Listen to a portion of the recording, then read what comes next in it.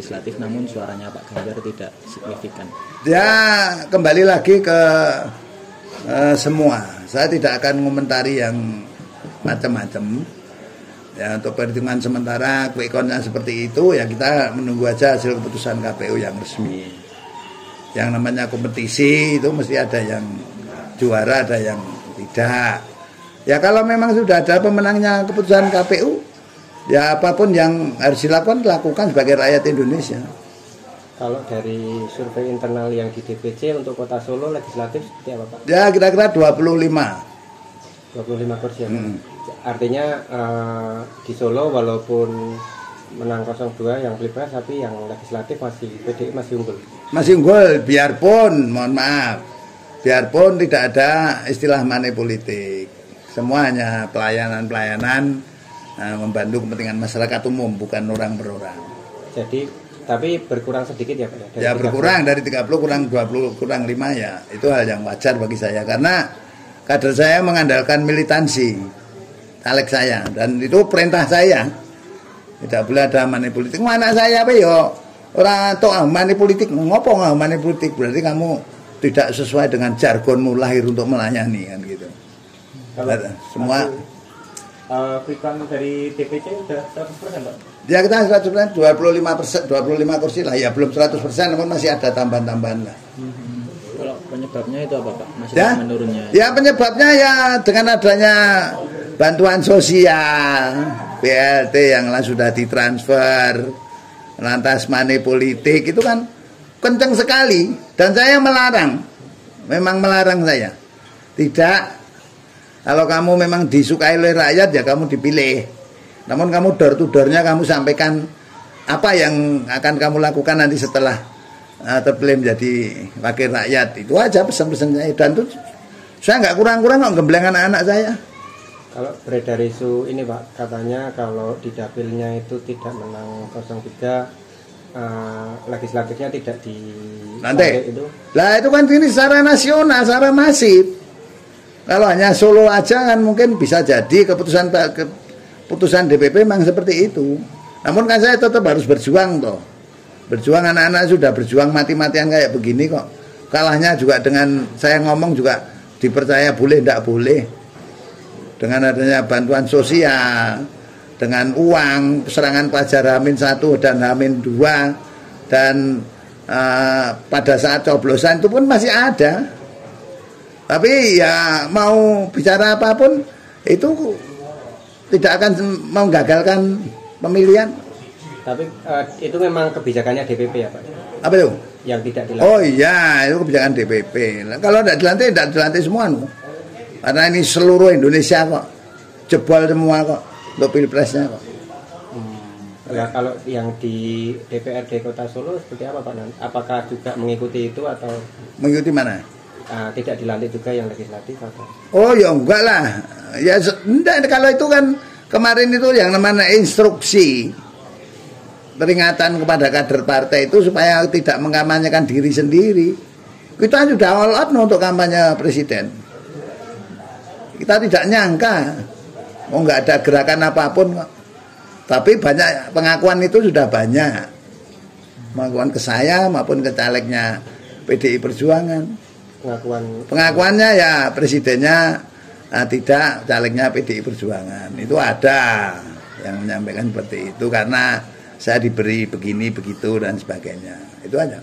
Disangsikah nanti atau seperti apa Pak yang mengaku itu Pak? Ya? Yang mendapatkan itu mungkin. Kita bina.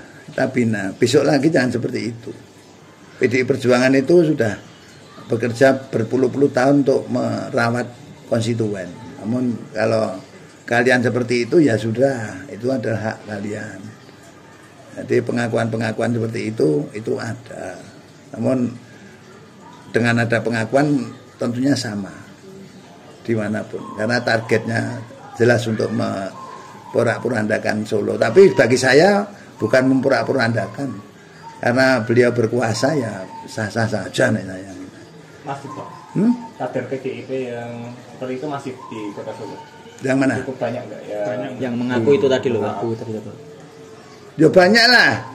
Banyak, bukan kader ya, simpatisan. Oh simpatisan. simpatisan. Nah, kader tidak ada kader yang bermain-main begitu, karena kita sudah menyarankan hal yang lebih jangka panjang ke depan. Pak, dengan 25 kursi artinya kan PDI masih cukup aman di pilkada, Pak. Kenapa pilkada? Pilkada urusan nanti setelah pilpres selesai. Pileg selesai baru kita berpikir pilkada. Saya tidak mau gegabah juga. Tapi kalau pilkadanya nanti seperti pilpres ya nggak usah pilkada bagi saya. Nah, ngapain saya berjuang keras mendidik kader supaya jujur, disiplin, terus akhirnya kalahnya dengan sembako, money politik, bantuan sosial, yang gua apa pilkada. Nanti kata pilkada juga aparat bergerak semua ya sama aja.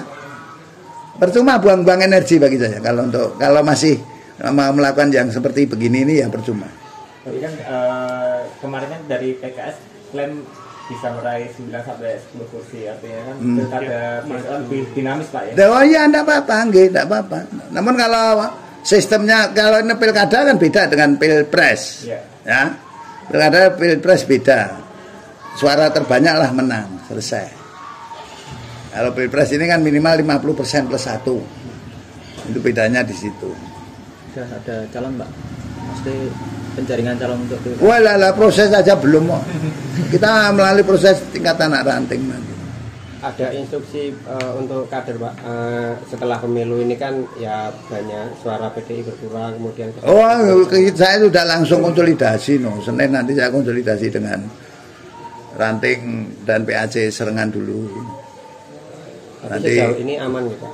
Aman, tidak ada mungkin kerusuhan atau apa?